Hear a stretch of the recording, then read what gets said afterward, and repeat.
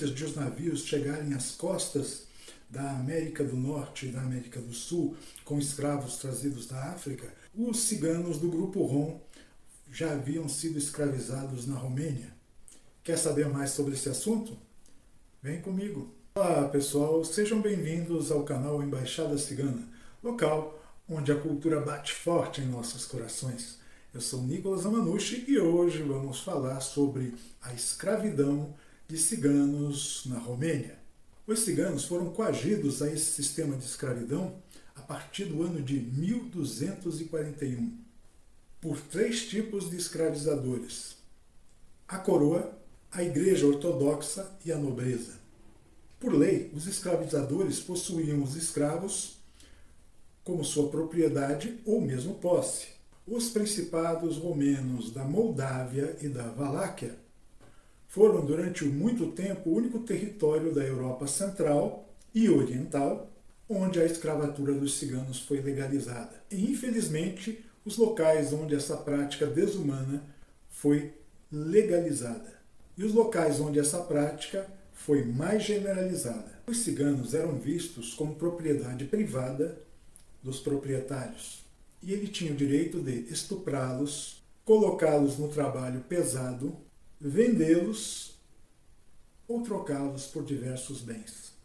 E ele também tinha o direito de aplicar-lhes castigos físicos se julgasse necessários, mas não tinha o poder de tirar a vida deles. E as únicas obrigações do senhor de escravos era vesti-los e alimentá-los.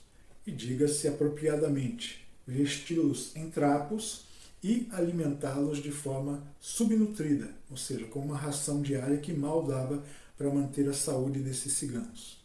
A escravidão terminou oficialmente em 1855 na Moldávia e 1856 na Valáquia. Ou seja, após 615 anos de escravidão, 250 mil ciganos que tornaram-se livres com a abolição não receberam qualquer reparação pelo tratamento desumano que sofreram. E tal como aconteceu em outros continentes com relação à escravidão, após 6 séculos de exploração, os exploradores ainda receberam uma indenização por ter abrido mão da mão de obra escrava. Está gostando de conhecer essa triste história da escravidão cigana? Então, taca o dedão lá no like, compartilhe esse vídeo para que outras pessoas conheçam esse conteúdo, inscreva-se no canal e ative o sininho para receber notificações sempre que um novo vídeo for colocado no canal. E muito obrigado pela sua participação. Gratidão. É claro que a escravatura dos ciganos foi negada nos livros de história romena.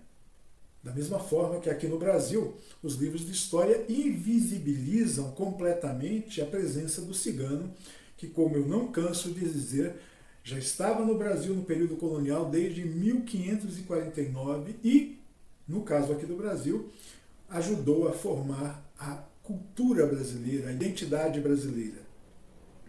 Mas, por mero preconceito, continua na invisibilidade. Lá, no caso da Romênia, muitos mosteiros da Igreja Ortodoxa foram construídos com a mão de obra escravizada dos ciganos. Por exemplo, o mosteiro de Icachim, em Bacau. Esse, no caso, foi construído na década de 1650 por 800 escravos ciganos. Não seria justo que a Igreja Ortodoxa reparasse aos ciganos ou retribuísse aos ciganos pela construção desse mosteiro? Ou seja, cadê a solidariedade da Igreja Ortodoxa? Cadê a humanidade da Igreja Ortodoxa?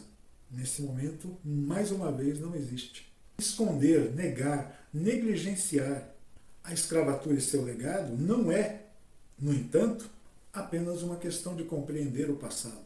Esquecer, distorcer e negar o passado sempre foram ferramentas utilizadas em todo o mundo pelos dominadores, pelos seus descendentes, que na realidade gostariam que todo esse passado deixassem de existir, pois toda a fortuna que eles adquiriram através da mão de obra escrava foi construída em cima do derramamento de muito sangue, e nesse caso, de sangue cigano. Este foi mais um capítulo da história invisibilizada que ocorre no mundo todo quando se trata dos ciganos. Espero que vocês tenham gostado de conhecer essa triste história, pois, sendo verdade, ela merece ser trazida à luz da realidade para que as pessoas entendam que não só o Holocausto nazista ceifou a vida de ciganos, mas pelo mundo todo houve derramamento de sangue cigano justamente através da maldade dos governantes que utilizaram sempre o cigano como bode expiatório para os seus interesses. Um abraço e até a próxima sexta.